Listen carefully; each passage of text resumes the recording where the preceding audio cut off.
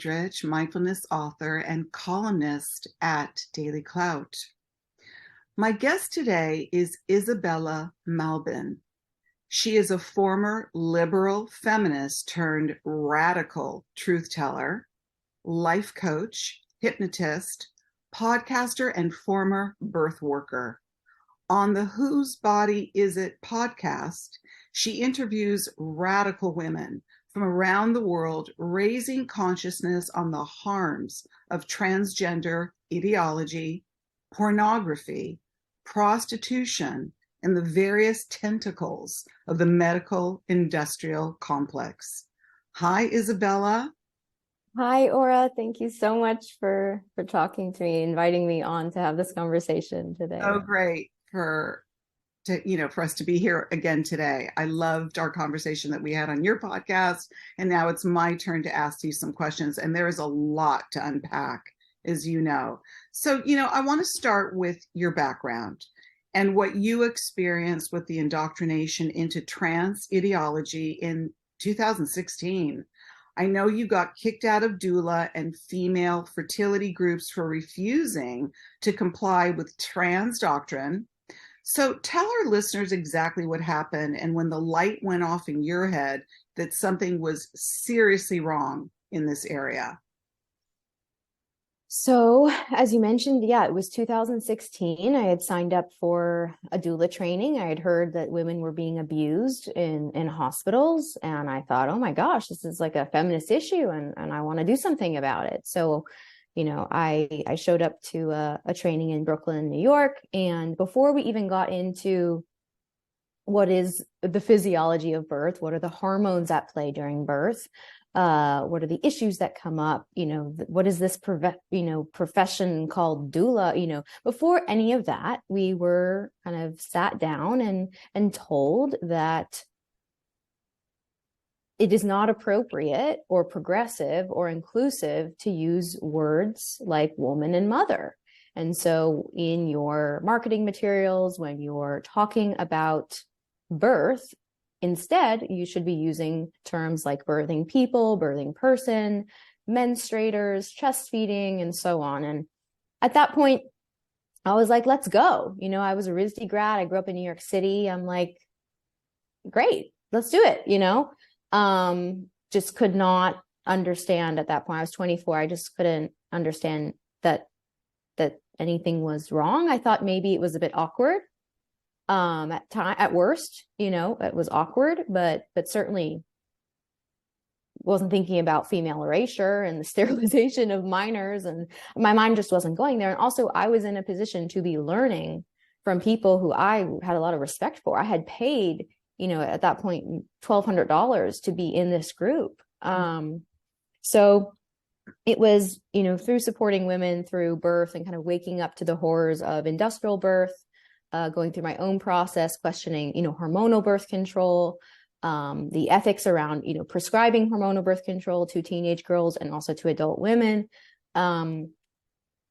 starting to kind of unpack that it started to intersect with the trans stuff. So I was teaching reproductive health workshops, and there was an open criticism about, the harms of hormonal birth control, helping women get off hormonal birth control, start, learning fertility awareness methods and so on. But I started to notice that we weren't really allowed to talk about the effects of the hormones in the context of a person, quote, transitioning, or what might be the effects of testosterone on a developing fetus. Right? What happens when a woman takes testosterone for 5 years, who believes she's stuck in the wrong body, who believes that she's a man, calls herself a trans man or even just a man, and then decides, you know what, I'm going to cut my breasts off, and then I actually do want a baby, so I'm going to stop the testosterone. I don't have breasts anymore, but I still have my uterus because I didn't have a hysterectomy, and here we go. So I just started to notice that there were certain topics that, we couldn't discuss. I found the same for the vaccine stuff. There was a lot of pressure for doulas to get boosted, to get flu shots, to get Tdap booster. And in 2017, I was really torn, and I turned to one of my doula mentors and I said, do you think I should get this booster? Because my clients are asking for it. The agencies that I get clients through are asking, actually demanding that unless I want to go to a different agency, that I get these boosters. And so I got a Tdap booster in 2017. That was also another moment where I was like, something doesn't feel quite right. So fast forward, I started getting kicked out of the doula groups, or I would say more publicly scolded, because I was starting to talk. When did you first get what you say scolded? Like, when did you maybe ask a question or present a point or something where you felt you got scolded? It was around Cesarean Awareness Month. And so Cesarean Awareness Month, it used to just be a kind of an educational, from my understanding, it wasn't always so nefarious. I'm not sure if I believe that anymore, but on the surface, Cesarean Awareness Month is just like, hey, there's a surgery called cesarean and this is what happens during it. But it turned into like Cesarean Pride Month. And I started seeing terms like bellybirth. That was also a term that I learned in my doula training, this like newspeak, bellybirth. Interesting. And Isabella, just so I'm getting a timeline here, because this is interesting that this was going on 2016. I never even heard the term chest feeding and birth person until 2022. So you're saying this is already being introduced, and we don't even know really the first introduction of that, but you became aware of it in 2016, that there was this whole new languaging around this. And I'm so glad you asked that and mentioned that, because yes, it was 2016 that I was introduced to it, but part of the opening, if we go back to the welcome to doula training, moment, these are the terms we use. Another notable point is that the trainers had mentioned that there was a horrible letter, an open letter by elder midwives that had been circulating around the midwifery and the doula community. And in this letter was a protest against the erasure of women in language. So there was an attempt to, if you will, to challenge this new introduction of the terms of what were starting to look like the erasure of women. Yes. And at the time, I didn't know the specifics of who the authors were or who the signatories were, but Mary Lou Singleton was one of the authors, or the author of this document.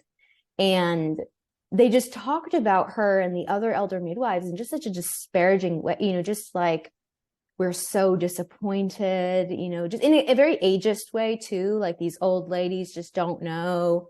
Like, Mary Lou's like in her 40s. Like, none of them were, not all of them were actually even like, we were elderly, but it was like there's an ageist tone to it. And I just thought, that is so sad. And so fast forward now, Mary Lou Singleton is my closest mentor and collaborator, and but at the time, so yes, there was pushback, and the way that Mary Lou has talked about it, and others who I've spoken to who were there on the ground at the midwifery conferences in 2014, 2015, they describe it as a coup.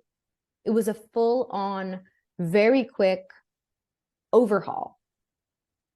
But was it with this particular group that you were working with? I mean, that's not to say that other, groups and doula groups and midwifery groups were thinking this way, correct? Would you say this is a very progressive, or was an extremely progressive, radical, if you will, a group towards what, doula-ship and midwifery is about? Like, maybe if you had been with another group, they wouldn't have been doing this. I think other than maybe like a religiously influenced like midwifery college or doula training would be the only exception. Like I know Orthodox Jewish women who run, doula trainings in Queens. I don't know that it was seeping in there quite yet, but the Midwives Alliance of North America sets the tone for the midwifery colleges, and kind of it's like a trickle down like into the doula trainings and whatnot. So I think that actually was the status quo, like that was happening across the board, because I've spoken to women who were in other trainings, like DONA is another training organization. The training organization that I went through was called Doula Trainings International. So there were a couple major ones that, from what I've learned from other women who were training at that same time, this was like it wasn't just this training. So there was this takeover, this coup, this whole restructuring, reprogramming of this, and let's do away with the elders and the way in which, you know, midwifery has been taught. It no longer applies. So I get that. You then speak out, correct? So at that point, I was just speaking about some of the euphemisms around cesareans, like Bellybirth. And I was thinking, hey, I think there actually is a hierarchy in terms of optimal human development, you know, between vaginal and a major abdominal surgery, you know, but it was instantly like, you can't shame women. I mean, I was in this group where they were just piling on photos. Some women were posting photos, like graphic, and I say graphic because it is a surgery. You know, I wouldn't describe birth as graphic, but these were, you know, surgical photos with, in all capital letters, saying, this is birth. This is birth. You know, so there was already a culture of not being able to talk about like optimal mammalian function and behavior, you know, and it was strange. You know, it was also a time, and it still goes on, where, you know, fed is best. This is like a slogan that was created by formula companies. Fed is best. Who does that benefit? All birth is birth. Fed is best. Trans women are women. I mean, it was just one of those, like, the belly birth thing was the first, to answer your question, the belly birth thing was the first thing that I kind of spoke out against in one of the doula groups. It was a Facebook group, and it was just like piling on. How many were in that group? So with you? It must have been like 1,000, 2,000. You're the only one that spoke up about it? You're the only one that questioned or said anything? At that point, I was getting like a couple private messages. You know, women were starting to like, uh-oh. Yeah, I definitely don't think I was the only one. I think I was just the only one to be like, what the F is going on? Yeah. Okay. And why can't we talk about it? And so that, you know, and then teaching the reproductive health workshops and waking up to the trans stuff, which was a bit of a slower progression. Okay, so but before we get to the trans stuff, I know that you question birth control and industrial birth, which you call feminist liberation paradigm, right? So tell our listeners what you mean by that. Well, I think, you know, that my feminist education, you know, aside from, you know, a couple naysayers here and there, was, you know, the narrative about birth control, you know, that birth control, hormonal birth control is, you know, symbolic of our liberation as women. Like it represents the ultimate reproductive sovereignty. Choosing to have a C-section represents the ultimate reproductive sovereignty. Those are the kind of messages that I grew up with. You know, if a woman wants to rent her womb out to a lovely family, that is her choice. If a woman wants to sell sex, that is her choice. Who are you to say you know better? So all this like choice narrative, I think, is maybe the common denominator, and that to have control or an illusion of control is freedom. And so I started to kind of like tease that out and be like, well, how is dependence on a drug that's made in a foreign country freedom?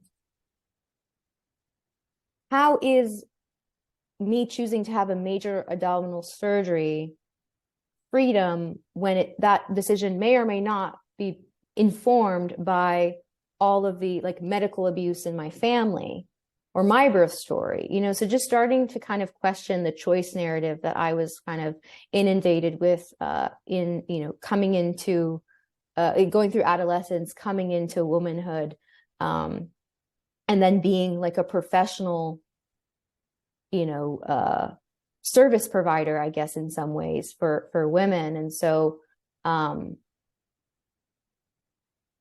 so yeah, starting to question like, okay, well, what is the root of our exploitation? what do all women experience? What are our commonalities? Where do we have choice? What is the illusion here? And it's a fine line between, as you said, the right to choose, which has become so, manipulated, that term, and it's been, commandeered as well, I feel, especially if we fast forward, which we won't just yet, what happened with the vaccine mandates. You're forcing people against their will to put something in their body that they wish not to. Okay. So you get the big aha moment while you're there. You wake up to all of this and you say that it cost you.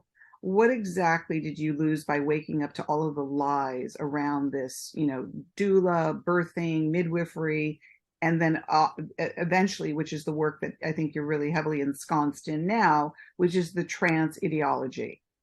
Mm-hmm. Well, in 2020, I was formally kicked out of a fertility awareness teacher training program. And that was like the final straw where I was like, I actually can't. It's actually getting so hard to focus on these like professional tracks in the realm of women's health. This trans thing just keeps getting in my way. I just can't avoid it anymore. That same pattern of cultural competency training or trans doctrine or, setting the tone. This is how we speak here and, whatever. So it cost me getting kicked out of a program that I had been really, really excited about to just deepen my knowledge in the realm that I was already working in, which was natural fertility methods, fertility outside of the medical paradigm. So how does it affect your work? So suddenly you realize this, what you're up against in this milieu. Where do you go from there? I mean, you were invested in this program, and you realize that if you don't sign on to it as they're teaching it, then you can't really be a part of it ultimately. Mm-hmm. Right. Mm-hmm. Yeah. Yeah. I mean, I was just still at that point, I was just calling for discussion and resource sharing. And the teacher actually held a forum outside of class hours where she had asked a moderator, no, sorry, she called her an expert, but she was actually a trans activist based in Washington. She was actually, I think, a psychologist. And she challenged me to a role play where she played a man pretending to be a woman who really wanted to come to my woman's circle. And I played myself. And she said something like, I'll kill myself if you don't let me in the women's circle.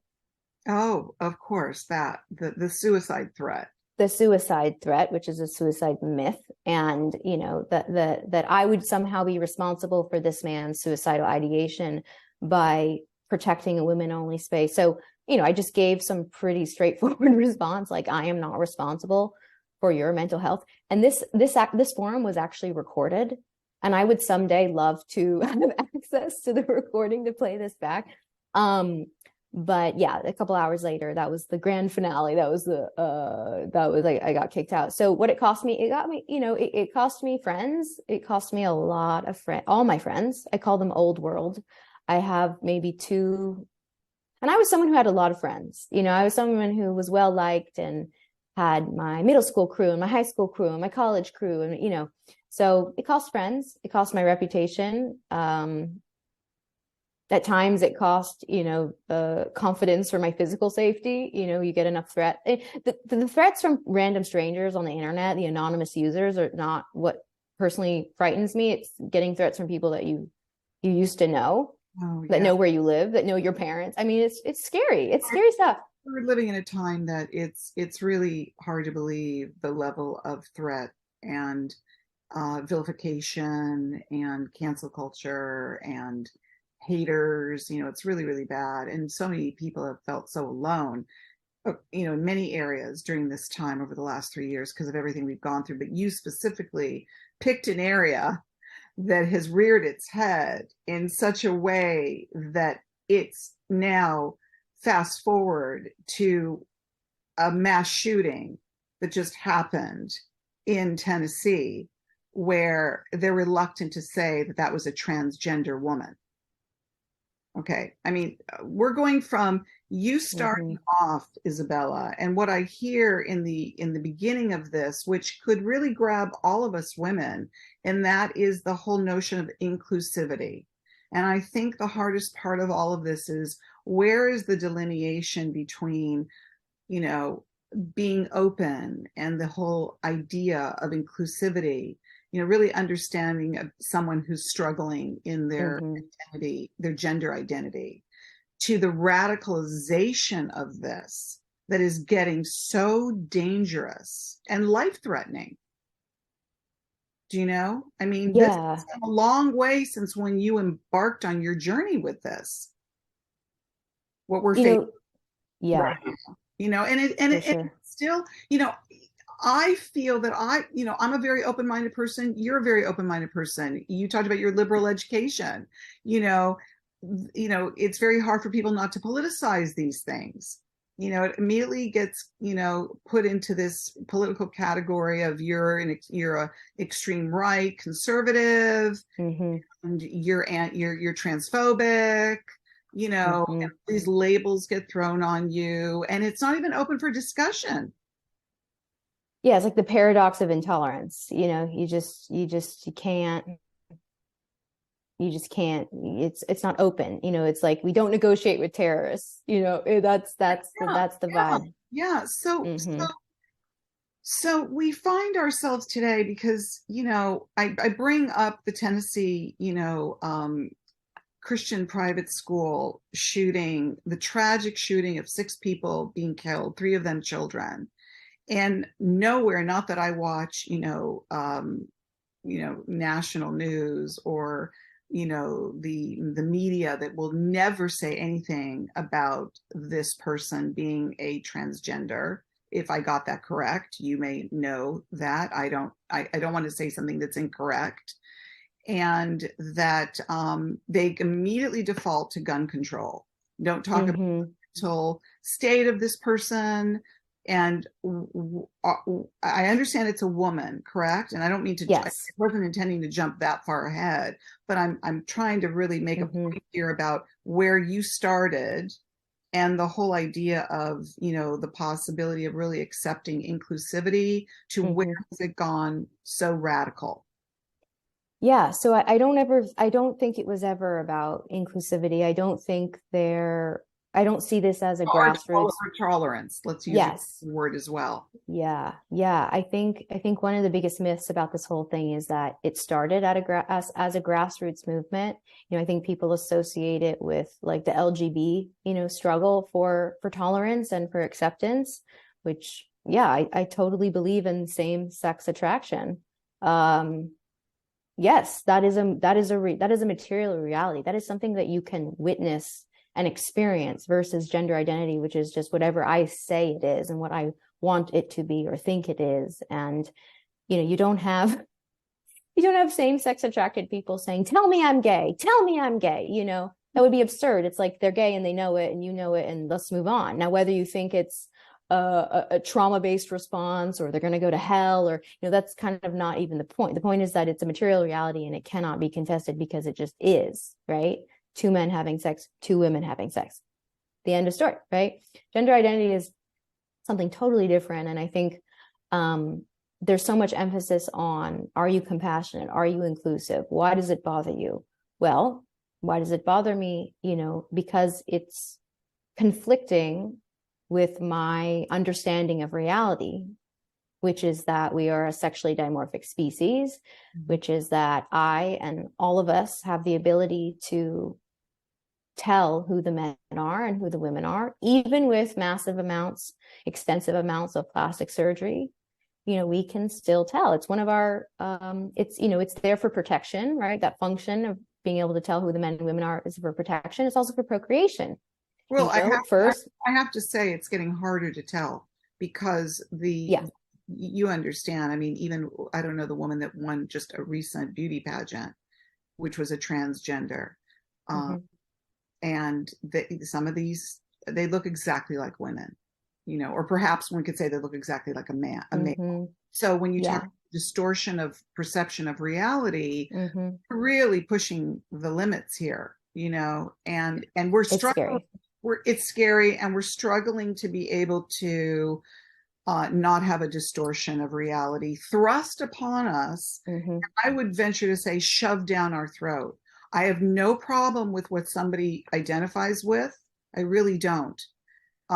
It's just how far is it going to go, and how far has it gone, where I, as a woman, I can only speak of myself as a woman, I am not comfortable when, the people that are representing being able to answer defining what a woman is, and they are unable to define us.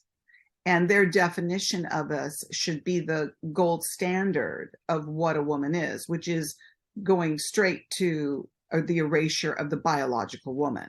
That's what I have a problem with. It's not about what you identify with. It's when you start to go into the biology is where it's a real slippery slope here. And I think we as women are really feeling that full on. This, what feels like the erasure of women. I mean, I think we all know what it looks like to be exploited, and our deepest fear as women is to be exploited on the basis of our sex, which is what happens. Why, like, prostitution is exploiting women on the basis of their sex.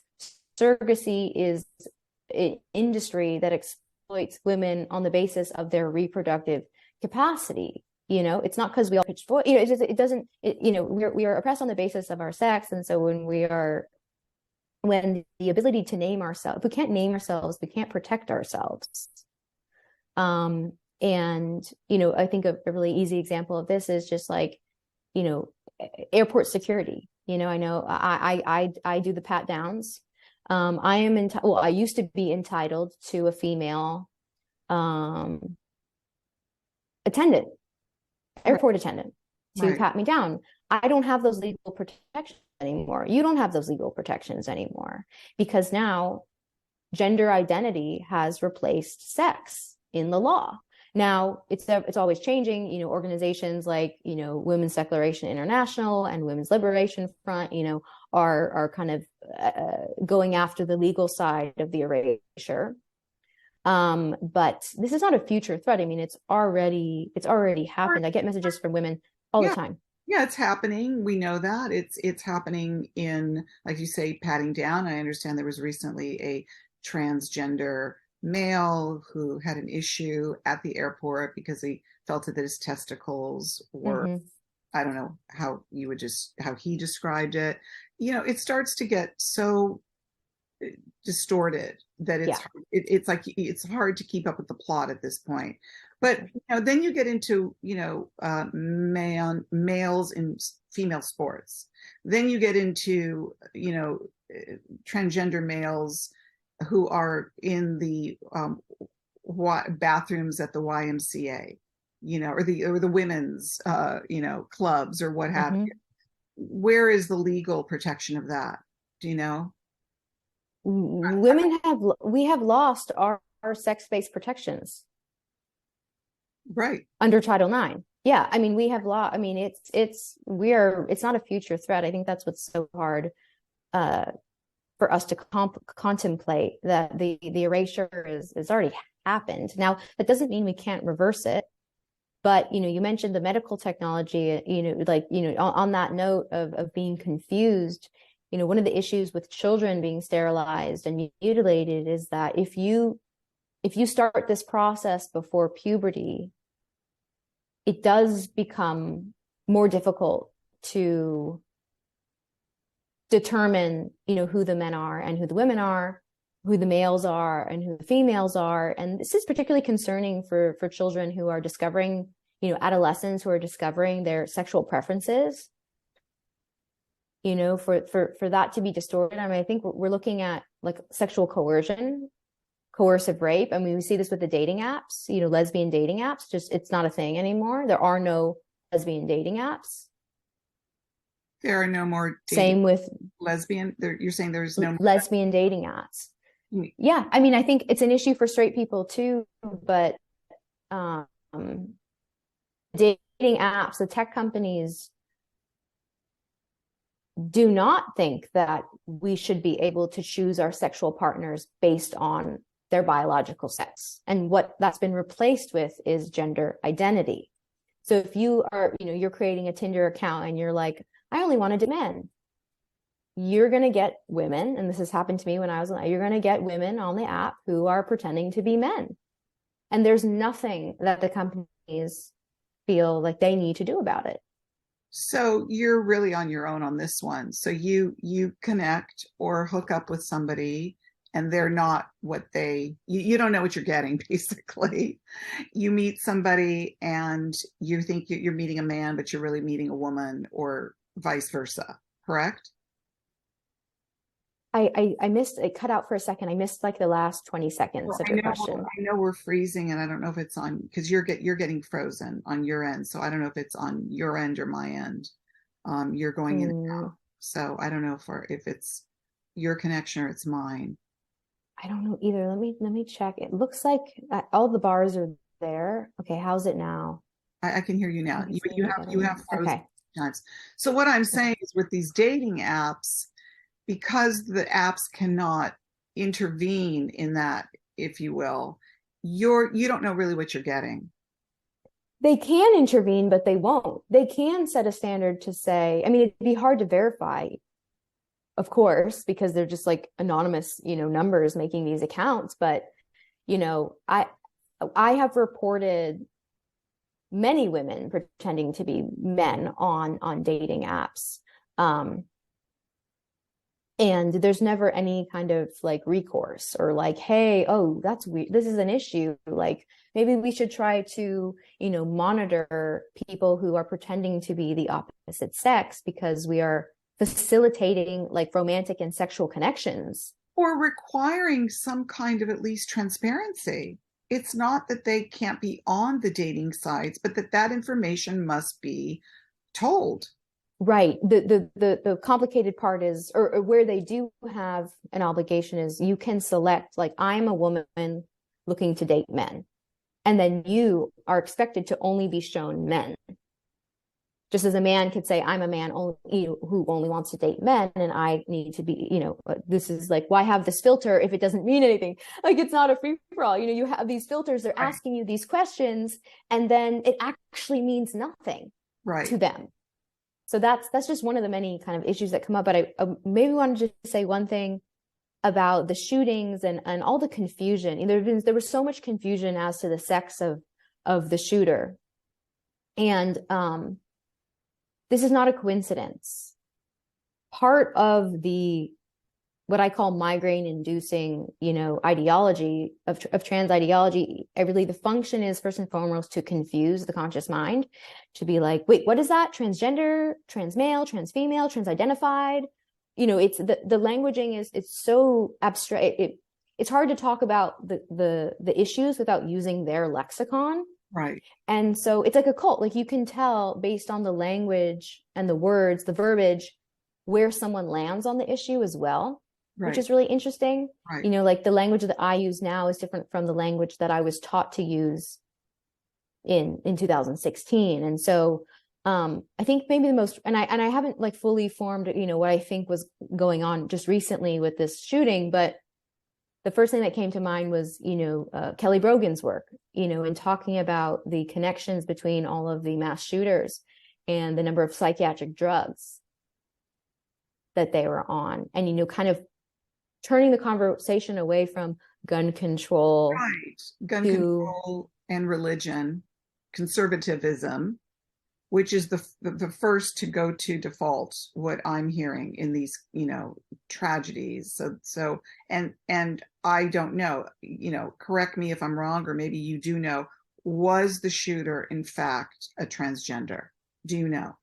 So it's a woman who was on testosterone, is my understanding. So a female who was using he, him pronouns, who was a trans, the language I would use to describe her was she was a trans identified female or trans identified woman. which I never, it's not that I'm watching a lot of news, but I didn't see it in any of the newspapers, or that I didn't say it. I also want to add to that, and again, if I need to be corrected and you can't do that, perhaps anybody who's listening, I'm not saying that I know this is fact. This is what I read in, I think it was in, I don't remember what it was, but that it's been said that the Colorado Springs shooter identified as non-binary, the Denver shooter identified as trans, the Aberdeen shooter identified as trans, and now we have the Nashville shooter who identified as whatever stage or state they were in their, perhaps transitioning, if you will. So where the conversation goes to is, yes, maybe the mental health issue might come up, but it's not in the area of transgenderism. And it's not being mentioned on mainstream media. And we know, again, that the emphasis and focus is on gun control. With the last shooting in Nashville, it was a Christian school. And there's targeting of that the intolerance of the transgender movement is such that they're not tolerant of transgenderism, and there's this radicalization of like, you have to resist this, and now we've got a horrific act of violence. This is very, very scary, because if you start to turn it into a transphobic issue, and that, let's just take Nashville, and I think it was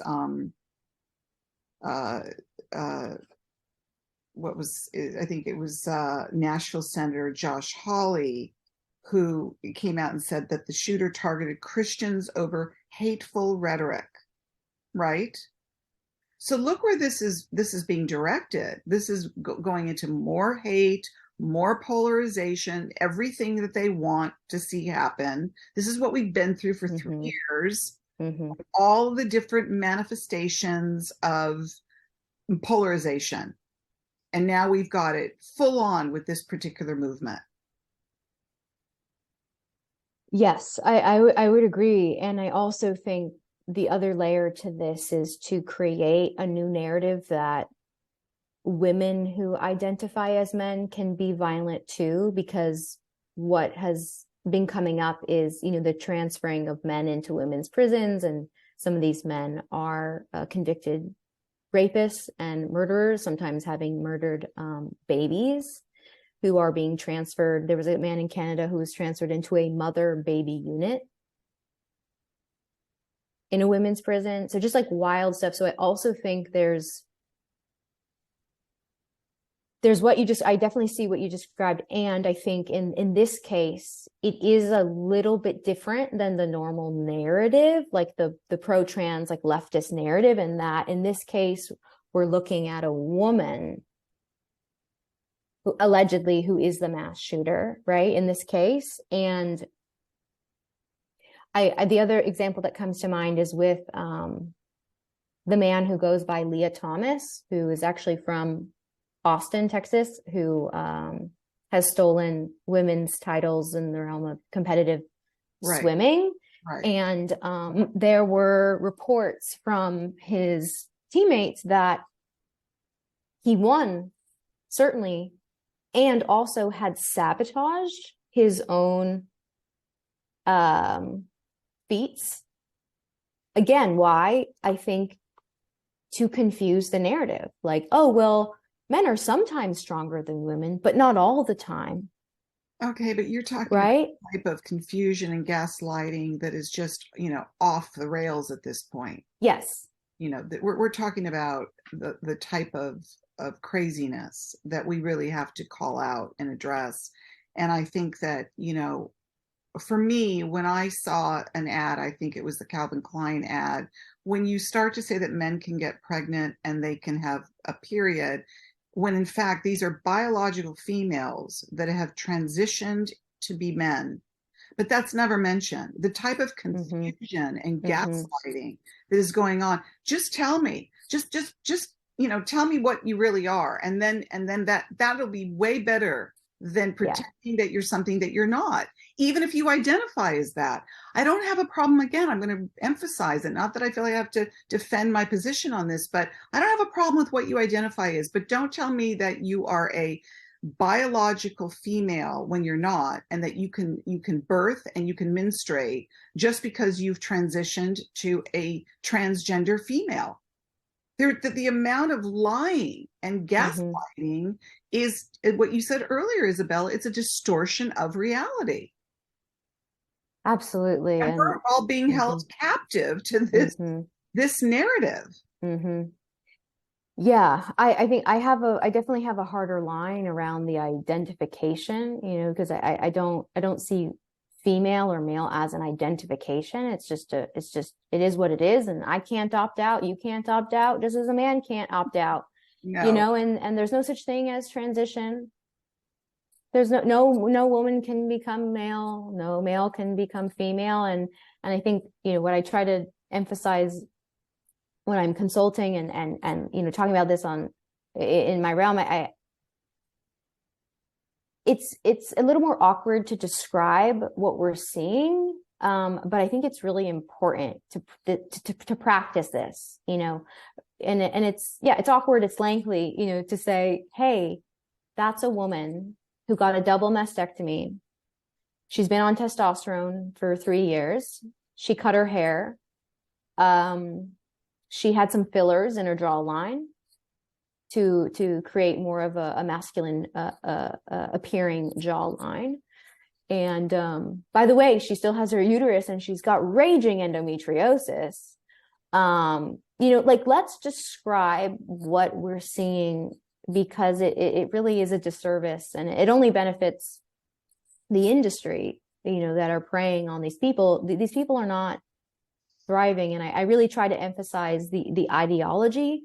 When it comes to adult men in women's prisons and adult men taking positions of power from women in politics, in media, I think it is important to name, but I do try to stick to the ideology, again, not to excuse anyone who is manipulating and using this to their advantage and truly do not care about women's comfort and safety. Can I jump in? I mean, I knew this conversation was going to fly by, and we've only touched like the tip here. Where are the women? Where are the feminists? I mean, that is my biggest question across the board about this particular situation. That's my question. What happened with mandatory vaccinations? My body, my choice. It's very convenient to use that term when it suits you for, pro-choice. But the radio silence in the feminists arena is been shocking to me. I do not understand. And the poor women that have stepped forward in the area of sports to speak out against Leah Thomas, and to feel that they've worked their whole lives to excel in the area of sports that they have wanted to achieve in, and it's just being taken away from them. But it's not commensurate to the other voices that are staying silent. So radical feminists, the kinds of feminists who have been speaking out about this since the 70s, really get enraged when they're asked that question, where are the feminists? Because they're like, we've been screaming, for 5 decades, but I hear what you're saying. And I think you're right in that there are no, legacy women's organizations that are taking a stance against transgender ideology. That is for sure. But the short answer is, there are women, there are feminists who have been speaking out against this again since the 70s. There's a book called The Transsexual Empire that was written by Janice Raymond, where she calls out every single thing that's happening. She's like, think it through, guys. You want to pat your transsexual friend on the back and help him do makeup. Think it through all the way. Think it through. Men in women's prisons, men in women's sports, normalization of pedophilia, normalization of public fetish participation. I mean, think it through, So the notable organizations that are really on the ground that have been working for decades now are organizations like Women's Liberation Front, Megan Murphy, her platform, Feminist Current, has been around for over a decade. Women like Cherry Smiley, Linda Blade. I mean, I've tried to talk to them as many as I can and interview them on my platforms. But they are around. We are here, and well, their voices, there need to be more, and their voices need to be louder. Is my personal opinion. I mean, they're attacked, they're doxxed, they're threatened. It's hard. Everybody's attacked right now. Everybody's vilified, and too much fear has controlled the lives of millions of people in all of these areas. Okay, we have seen that for 3 years. Okay, so that's got to stop. One of my favorite quotes that was told to me by my writing mentor many, many years ago, and it's an anonymous quote. I'll say, one man or woman with courage makes a majority. Just be that person. Step forward. You spoke out, and look where it's taken you. You know, you weren't having it. And I commend you for that, Isabella, because we need more people like you doing what you're doing. We're really, you know, the moments are flying by. I cannot end this conversation without talking about what can only be described as the butchering and the mutilation of children's bodies to support this transgender ideology. Where do parents fall into this? You know, we know that parents were called domestic terrorists when they try to advocate and protect their children against mandatory masking and vaccines. So that term got released out into the ether by our government and allowed for that to, you know, be propagated. So that's something that parents now like, oh, are they going to take my child away from me if my you know, if I don't support my child, you know, with these hormone blockers at the age of what? How young is it starting today? The earliest I've heard is 3. Oh, okay. Well, that's with that's with the psychological part. Yeah. Okay. So, or at birth, the baby's going to tell us the gender. Right, exactly. So we know that there are parents that are not having it, and they're not, you know, I know a story of someone I know whose daughter came home from a very, you know, woke private school here in Los Angeles and said to her mother, from now on, you're calling me they. And she said, the mother said, no, I'm not. I'm not playing that game with you. So it, you know, it ended up that the mother took a stand. Now, this is a very delicate situation for parents because, you know, I know there's her Chloe Cole, who's really become, you know, a big voice and a leader in transitioning. What would you call it? Transitioning back. The term that they use is detransition. Transitioning. Okay. So, you know, what comes up is your child comes to you and says, if you don't, you know, support me on this, I'm going to kill myself. And parents are a lot of parents are like, okay, well, that could very well be true. I'll do whatever I can to support my child and what they are identifying, even though we know that children as young as that don't really know who they are, do they? Maybe they do. I don't know. They don't have to know that they have a body and that it is sexed. You know, they don't have to know who they want to be, what job they want to have, who they want to love. All they need to know is that they have a body, and that means something. It means that it can't change. It means that it has a function. And it means that it's just that this is just reality. And so the choice to say to your child, I will not call you they, them, is simply an acknowledgement that we are a sexed being and that they live in a sexed body, and that is attached to things. There's the reality, and then there's the stereotypes, and there's the expectation and all that. We could talk about all day, but yeah, it also is a boundary around, you know, dissociation. You know, like in this house, we believe, Mary Lou says this, you know, like those fences in the yard. In this house, we believe sex is real. In this house, we do not enforce dissociation from our bodies, from our sexed being. I mean, or talk about gender dysphoria. I mean, you know, how many people even know about that? Do you know? There's so much that people do not know about that isn't being discussed. That people need to understand. And I think, you know, there should be a parenting book on this if there isn't already. what does a parent do when they're faced with this? Mm-hmm. And there are also parents that are, from some of the things that I've seen on social media, not that that's gospel, but that they're really encouraging this and they're really hurrying this along, if you will. And then, of course, we know there's the whole drag, what is it? The drag queen story hour. Drag queen story hour. And you're seeing all these children that are being taken there by their parents. Now, again, none of my business how you want to parent your child. But, maybe because it's so visible on social media today, and this has been going on for a long time, but you talk about the exploitation, it's just outrageous. And so it's so weird. Where do you, as we close, which I can't believe, I've got maybe 10 more questions to ask you, where do you think this is going with what is happening in the schools and grooming and teaching and condoning this and encouraging this? Where do you see this going? Do you feel hopeful? Do you feel deeply, deeply concerned? We didn't even touch upon transhumanism, which I wrote about transhumanism on my book, and I know you bring this even into that area, which I might have to have you come back on for part 2. But where do you see this going today? Just let me know that.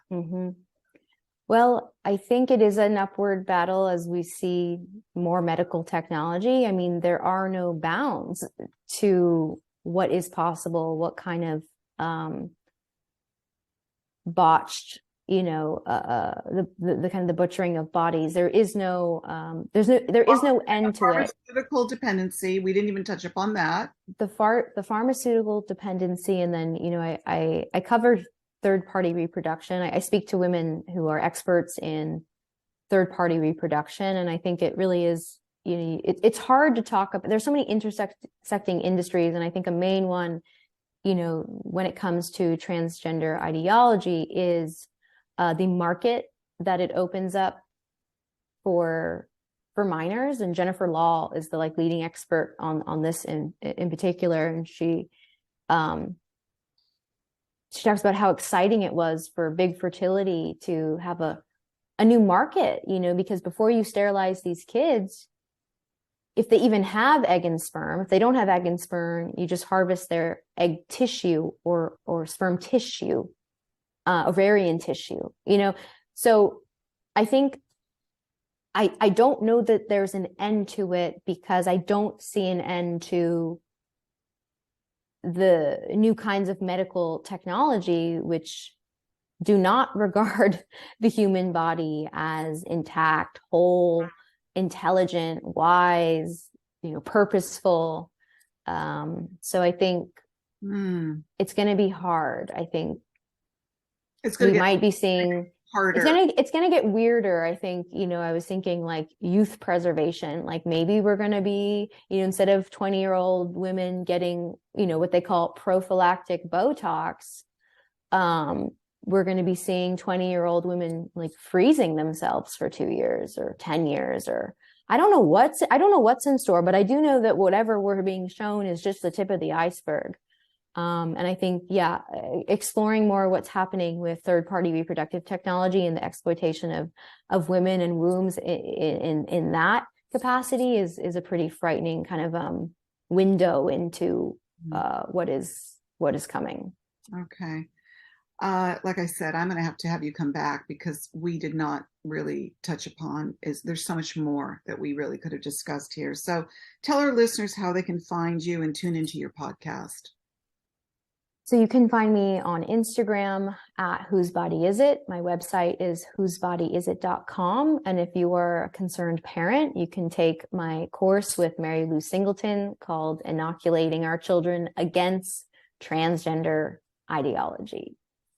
Wonderful. Well, Isabella, you are a true hero in this area. I think you're just shining a light on something that is so important of our times, that people really need to get more educated about, so that they can really know what this involves. It's a very complex issue, as you know, and I really commend you for the work that you're doing. And I thank you so much for being here with us today. So thank you. And thank you so much to our listeners, and be sure to subscribe to DailyClout so you don't miss any of our content. And I will see you soon. Until next time.